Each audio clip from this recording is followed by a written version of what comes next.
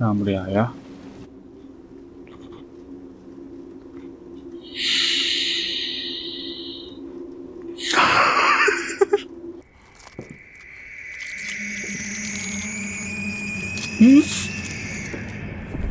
Merhaba. Bugün ne yiyorsunuz? Tamam, siz yiyin ya, afiyet olsun. Merhaba arkadaşlar, ben Doğukan. Bugün yine farklı bir oyunla sizlerin karşısındayım. Süper Normal. Yani, Süper Normal oynayacağız. Bir korku oyunu. Çok oyun hakkında pek bilgim yok. Ama birkaç böyle şeyini gördüm. Resmini gördüm. Hoşuma gitti, bir oynayayım dedim. Terör oradan sonra güzel olur. Bu da çok uzun sürmeyecek. 3 ya da 4 bölüm sürer herhalde. Bakalım nasıl olacak. Şunları bir seçeyim.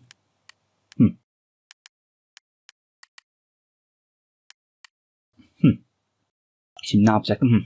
Oyunda ses tanımlayan. Burası. Okuyayım şimdi, anlatacağım şimdi olayı. Bu simgeyi gördüğünüzde ses tanıma özelliğinin şu anda devre dışı olduğu anlamına gelir. Oyun yani bizim sesimizi tanıyacakmış, bazı kelimeler söyleyecekmişim. Onlara cevap verecekmiş. Çok ilginç bir tecrübe olacak. Bu simgeyi gördüğünüz üzere ses tanıma özelliğinin o an etkin olduğu anlamına gelir. Beyaz mikrofon olduğunda etkinmiş. Kırmızı mikrofon olduğunda sesim yakalanıyormuş. Ve bu komutları ve ifadeleri kullanabiliyormuşum. Neymiş? Can you help me? Bana yardım eder misin? Git buradan. Go away. Is anyone here? Burada kimse var mı? Orada kimse var mı? Bir şey yap. Do something. Are you friendly? Arkadaş canlısı mısın? Ne oldu? What happened? Neredesin? Where are you? Beni görüyor musun? Can you see me? Show yourself. Göster kendini. What do you want? Ne istiyorsun? Olarak şeyler söyleyecekmişim. 2, 5, 10 tane kelime 10 tane cümle söyleyebiliyormuşum kısa kısa. Aklımı biraz tutmaya çalışıyorum. Eğer cümle, cevap, bir soru sorduğumda, bundan herhangi bir sorduğumda hayırsa, karakterler mi diyeyim artık, canavarlar mı diyeyim, önümüze çıkacak kişi, oyun işte ne gelecekse karşısında bilmiyorum şu an. Hani birkaç resimden gördüğüm bir şey biraz tahmin edebiliyorum. Cevap hayır olduğunda böyle bir şey yapıyormuş. 1, 2, 3 değil mi? 3 kere seri bir şekilde kapı tıklatacakmış.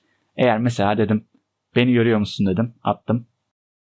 Evetse 2 kere kısaca dokunacakmış. Çok farklı bir tecrübe olacak. Bakalım nasıl olacak. Yine joystick'le oynuyorum. Devam et dediğine bakmayın, nasıl oyun giriyor mu diye baktım şimdi öyle. O yüzden ilk defa sizinle birlikte oynayacağım. Hadi bakalım. 3. Çalışıyor mu diye baktım, bir kontroller şey olmasın diye boşuna giriş yapmayayım. 3, 2, 1. Hadi bakalım. Bismillah. Okuyayım. Başlamadan önce oyunun özelliklerinden tam olarak yararlanmak istiyorsanız mikrofonun bilgisayarınıza doğru şekilde bağlandı. Evet. Oyunu baştan sona tanımak için mikrofon zorunlu olmadığını unutmayın.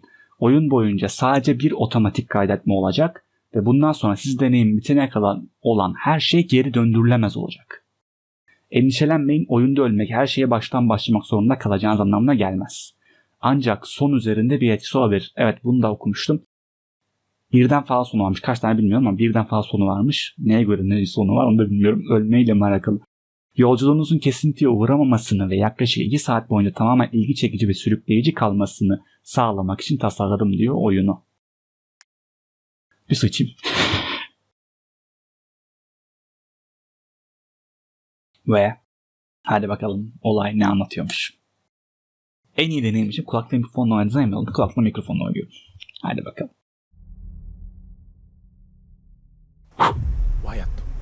Wyatt, bu kadar çabuk geldiğin için teşekkürler. Şehre yeni döndüm ve buraya geldiğimde her yerde kan buldum. Kızım Sofia için çok korkuyorum. Tutkusu piyano çalmaktı ve henüz 14 yaşındaydı.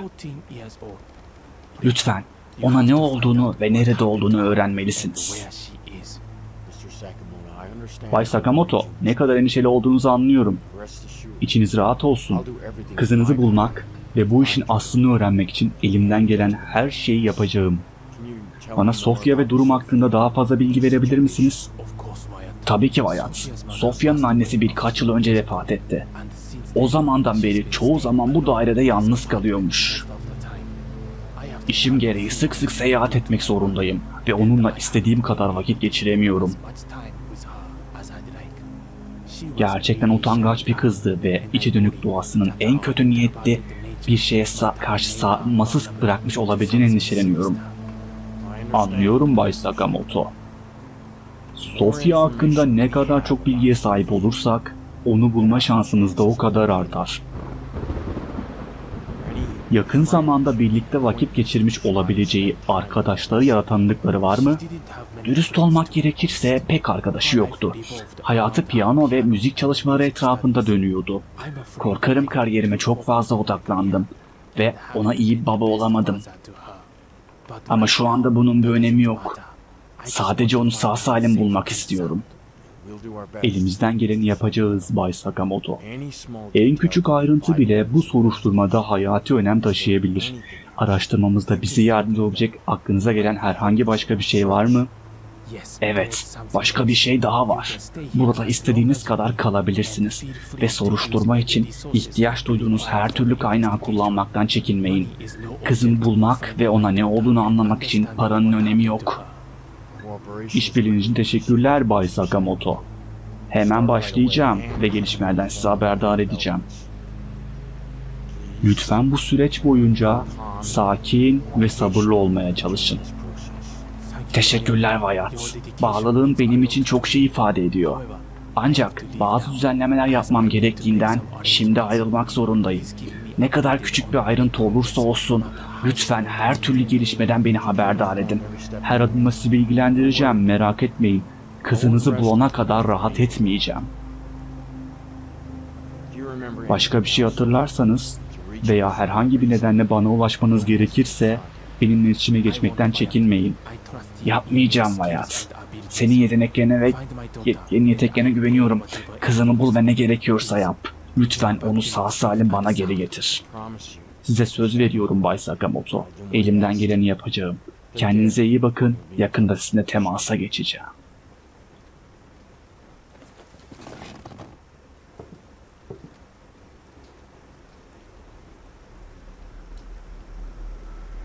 Araştırmanıza ipuçlarını arayarak başlayın neden? Hadi bakalım ipucu arayacağız. Kızı kaybolmuş adamın. Şununla eğiliyordum. Işık anahtarı, ışıkları açıp kapatabiliriz. Tamam. Evet. Şimdi olmaz. Yapacak başka işlerim var. Tamam. Geri dönsem iyi olacak. Bilgisayara giremiyoruz. Etrafa göz atıyorum hızlı hızlı. Yani burada bir şey yok gibi. Zaten herhalde sanırım bir şey çıktığında bu küçük beyaz işaret çıkıyor. Bakayım tekrar. Evet, şurada bir etkileşim olduğunda beyaz bir yuvarlak çıkıyor. Piyanoda çıktı sanırım. Çıktı mı? Yok, çıkmamış, pardon. O çıkmış, evet, dur. Bir ipucu bulmak için kamerayı hareket ettirin. İncelemek için yakınlaştırma düğmesini basılı tutun. Bir görüntü alanında birden fazla ipucu olabileceğini unutmayın. Şurada bir şey var işte. Yakınlaştırma düğmesini unuttum ben, pardon. Çok pardon. Zoom R2, tamam. Tamam. Piyano seven ortamın ortasında kanlı el izleri. Sofya'ya ne olmuş olabileceğini düşünmek tedirgin edici. Cevapları ararken taş üstünde taş bırakmayacağım dedik. Birden fazla olabilir dedi. Bir sağa bakacağım. Şurada bir şey var sanki. Sofya'nın piyano çalmayı sevdiği evde kanlı el izleri. Bu tüylerimi diken diken ediyor. Bu duvarların içinde tehlikede miydi? Bunu öğrenmeliyim.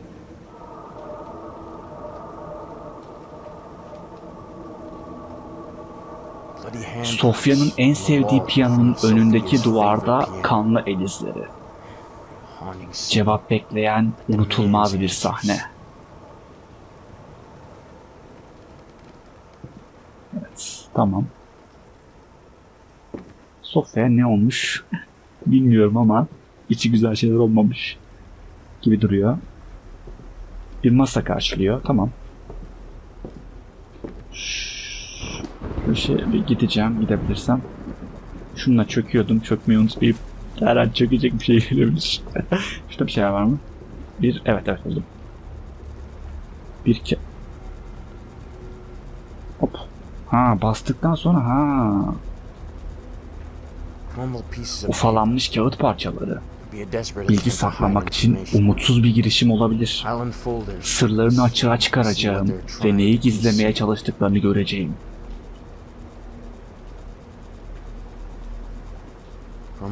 Etrafa saçılmış, ufalanmış kağıt parçaları. Yırtık notlar veya mesajlar olabilir. Onları dikkatlice bir araya getirmeliyim. Önemli bir şey ortaya çıkarabilirler.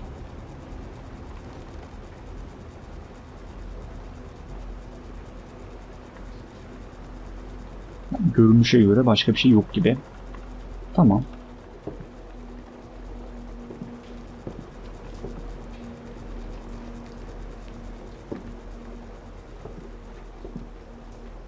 Yalnız yürüyüşümüzde o evet hayır cevabına benzeyen bir şey var yürüyüşümüzde de. Cezve mi? Yok. İçilmiş bir kahve bardağı mı herhalde? Evet. Kurumuş kanlı bir başka kirli tabak seti. Rahatsız edici bir model ortaya çıkıyor.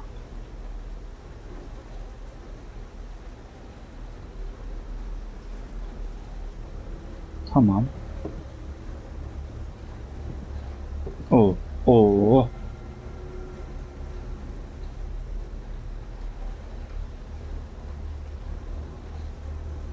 Kesme tahtasında kanlı el izleri. Ürpertici bir manzara. Bu suç mahalli karanlık sırlar barındırıyor. Ve bu rahatsız edici işaretlerin ardındaki gerçeği bulana kadar durmayacağım. Şurada bir şey diyecek mi? Evet, kurumuş kan lekeli kirli bulaşıklar. Görünüşe göre birisi aceleyle temizlemeye çalışmış. Şurada kibrit mi var? Evet, lavabonun yanında kullanılmış kibritler. Geçenlerde biri buradaydı. Kim olduğunu ve kayıp kişinin nerede olduğuna dair herhangi bir bilgiye sahip olup olmadıklarını öğrenmem gerekiyor.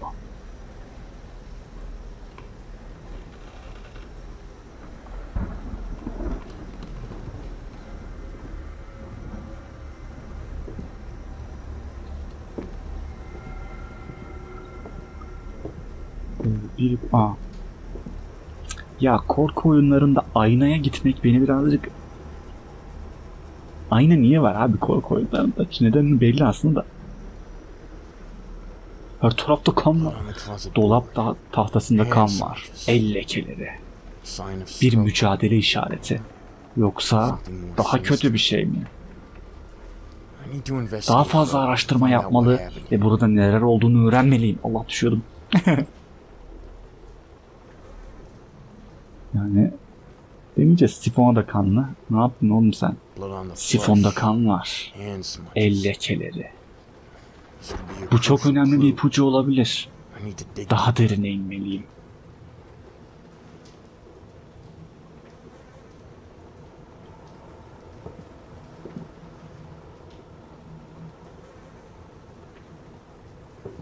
Yine beni bitiriyor ya. Yine beni vallahi bitiriyor. Üst kat mı? Evet, üst kat. Yalnız bir saniye, ben gene göremiyorum. Oyunların televizyonu birazcık parlak mı açmam lazım, ben göremiyorum ya. Tatlı birazcık açtım. Tam daha iyi oldu herhalde.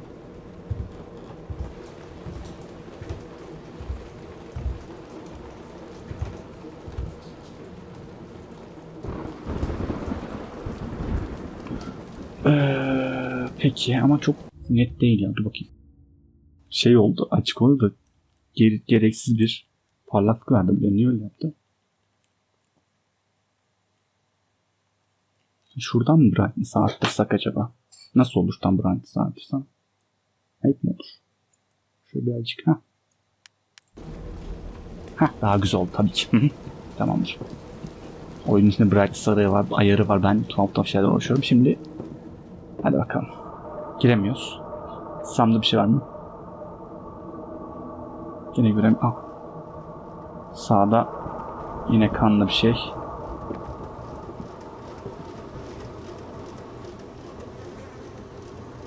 Ne o ya? Büyük bir kan izi. Çamaşır makinesinde el izi olan kötü kokulu kıyafetlerle çevrili. Silah. Beklenmedik bir manzara. Bu davada bir tabanca ciddi endişelere yol açmaktadır.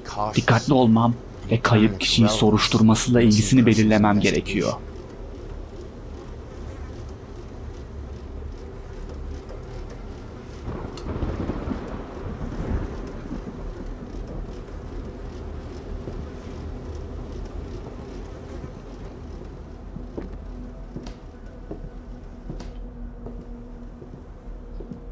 Buradan devam edeceğiz gibi duruyor.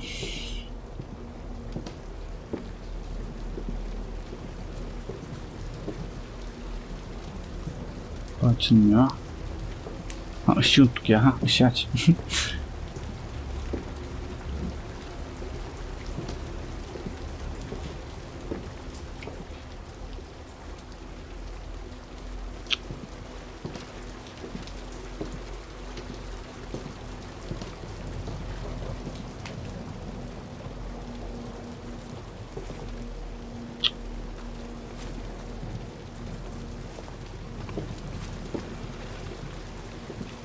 Burada bir bakacak bir şey göremedim ama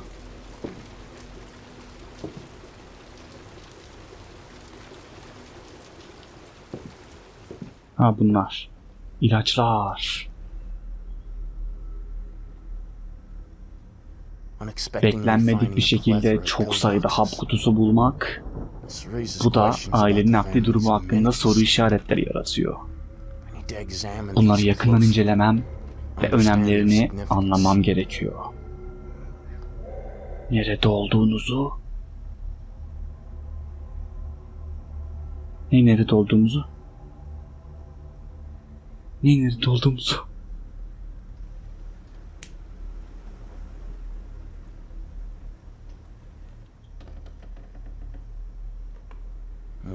Daha fazla hap. Bir şey diyeceksin mi abi? Demeyeceğim herhalde. Yalnız çok karanlık ha. Dışarı mı çıkacağız acaba? Yok, dışarı çıkmama izin vermiyor. Başka oda yok. Değil mi? Yoktu diye hatırladım ama. Ha, buraya gireceğiz gibi. Girmeyecekmişiz. Haha, dur.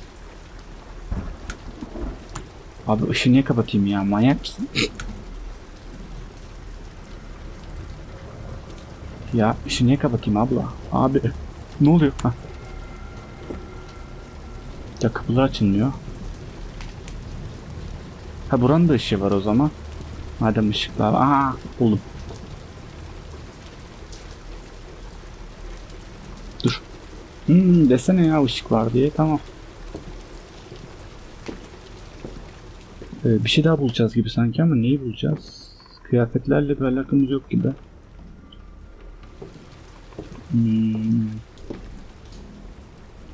Ne oldu lan? Ha, daha fazla gidemiyormuş. Ben de gözüm karardı sandım. Ya bir şey yok gibi daha fazla. Buraya da baktık gibi. Buraya geçemiyoruz. Ne yapacağım? Geçemiyorum. Aşağı mı geri ineceğim? Buraya çıktık da. Başka bir şey var mıydı? Buraya baktım. Buranın ışıklarını.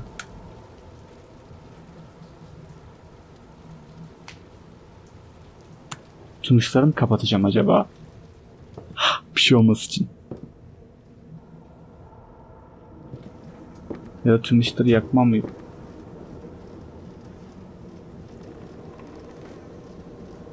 Çalışıyor lan. Çalışıyor muydu bu? Çalışıyor muydu?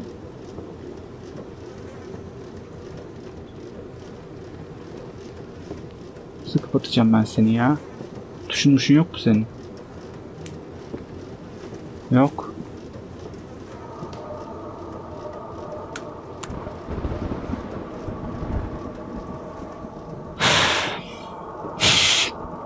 Kapılar niye açılmıyor orayı anlayamadım.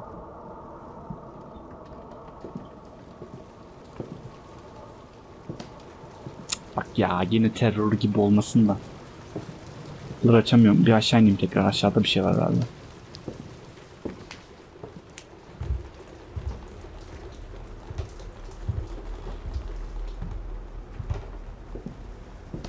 Ha şu tarafa gittik mi? Gittik, oradan geliyor zaten. Ha burası çıkıyor mu?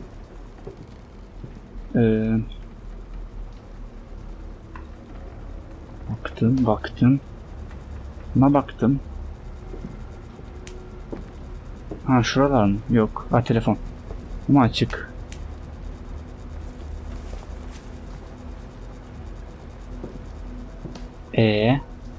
Yemek masasına baktım. Şimdi girebilir miyim bilgisayara? Herhalde şimdi giriyor. Onun kişi eşyalarına dokunmamalıyım. İyi de. Ya baktım her tarafa.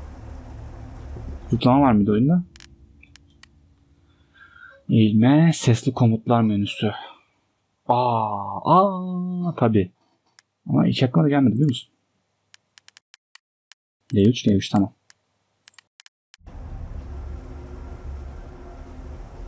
Is anyone here?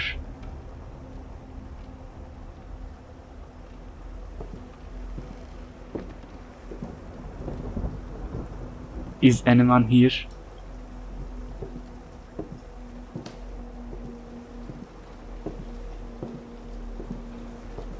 Can you see me?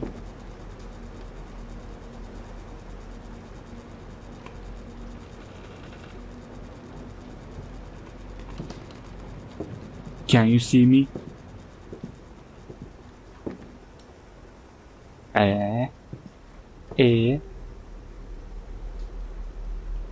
Bir dakika, kullanamıyorum. Neden kullanmıyor? Sesli komutlar menüsünü açtıktan sonra açmıyor. Ses tanıma açık nasıl oluyor? Neyse. Bir şey daha bulacağız tahmini o zaman. Ama bulamadım nedense.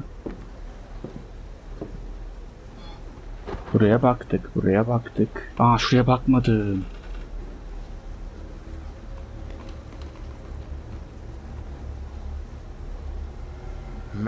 Tencerenin arkasında büyük bir kan izi.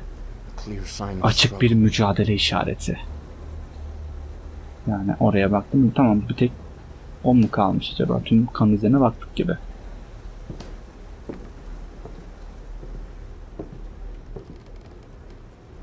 Alfalar ne onlar?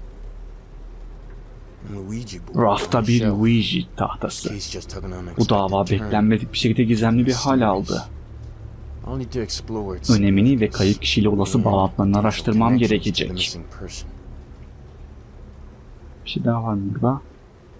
Erik ne onlar? Meyve de ne meyvesi acaba?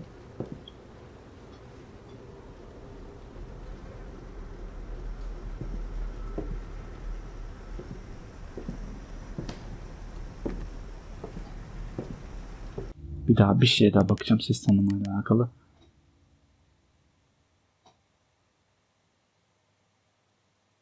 O anda etkin olduğunda çıkacakmış. Şu an bassam da bir şey fark etmiyormuş. Tamam, anladım. Ama ben neyi kaçırdım acaba? Şurada bir şey var. Defter mi o? Endişeli gibi bir şey. Şu arada bir kararıyor ya, bir şey oluyor sanıyorum.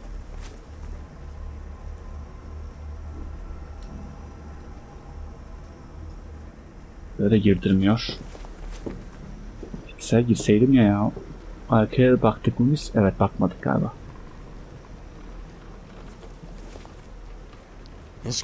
Bu suç mahalli tüyleri ürpertici bir hikaye anlatıyor. Böyle baktık mı? Baktık. Hatta baktık herhalde. Değil mi? Televizyon açabiliyor muyum? Yok.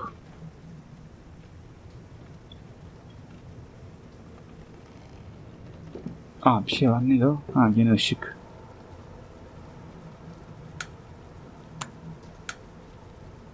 Karanlığa mı bulayacağım ya? Of.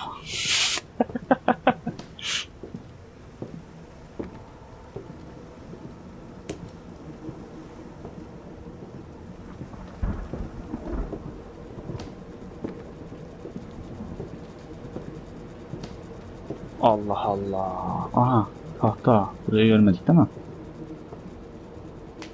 Ya kırık ayna. Pardon tahta diyorum ya. Kırık aynaymış. Demiyorum prizden çeksen.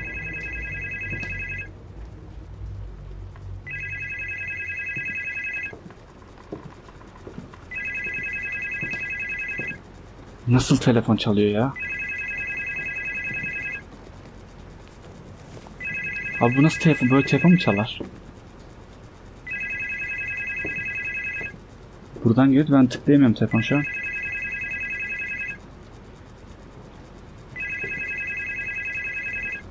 Allah Allah. Ha. Yo. Nasıl cevaplayacağım ben bu telefonu? 坂本雅人さんは今答えられません。ボイスメールを残してください。 Hayat. Yine Masato Sakamoto. Bundan daha önce bahsetmediğim için özür dilerim. Ancak soruşturma için çok önemli olabilecek bir şeyi hatırladım. Evimin her yerinde güvenlik kameraları var. Kamera görüntülerine dizüstü bilgisayardan erişebilirsiniz. Gece görüş özelliğine sahiptir ve kamerayı kullanmak istediğiniz odada ışıklar kapalıyken en iyi şekilde çalışır. Lütfen görüntüleri incelerken dikkatli olun. Hiçbir ayrıntıyı kaçırmamak çok önemlidir. Umarım bu bilgiler Sophia'yı aramanızda size yardımcı olur. Ne kadar önemsiz görünürse görünsün, herhangi bir şey bulursanız lütfen hemen bana bildirin. Kızını bana sağ salim geri getireceğinize güveniyorum. Kendini adadığın için teşekkürler Wyatt. Tek otomatik kaydetme az önce gerçekleşti. Artık geri dönüş yok. Neye imza attıysanız onunla yüzleşmek zorundasınız.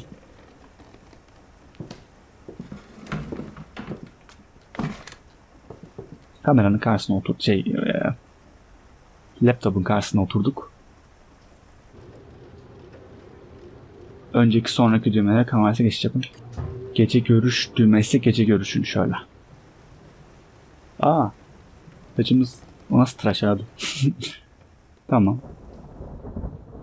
Etrafı görebiliyorum. Tamam buraya ya.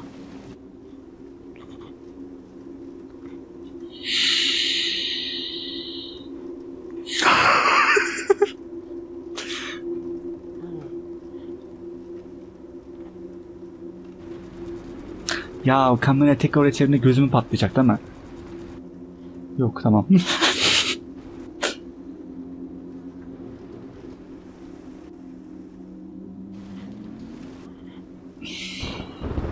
Ya of. Nasıl geri gideceğim? Mail atmış mı bana biri? Girişimi nasıl yapacağım? Şifrem ne? Ya olamaz ya. Çamaşır makinesine gideceğiz.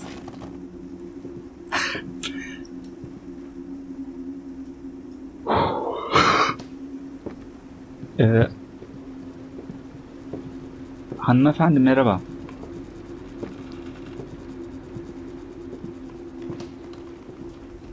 Yukarı çıkıp is anyone here mi diyeceğim. Işığı bir yakayım da.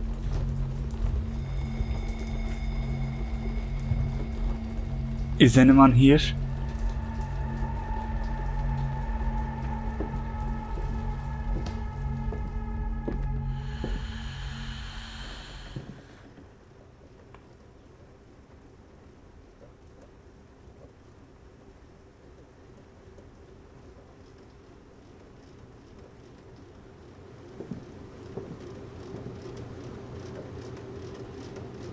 Can you see me? Bunu görmüyor herhalde. İşi kapatıp gideceğiz. Çünkü bu adada şey vardı. İşi kapatıp git demiş. Öyle dönülür mü kanka ya? Öyle dönülür mü ya?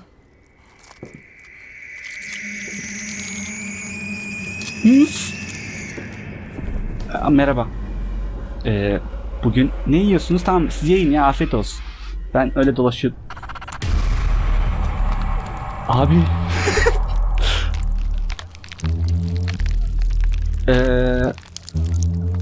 Merhaba. Oğlum ölüyor muyum? Ne oluyor? Sen mi öldün? Ne oldu ki? Ben de mi geçtim, bana mı geldi? Yo. Ya önümü patlama ya. Dur kendim. Ses tanıma özelliğinin kilidi açıldı. Is anyone here?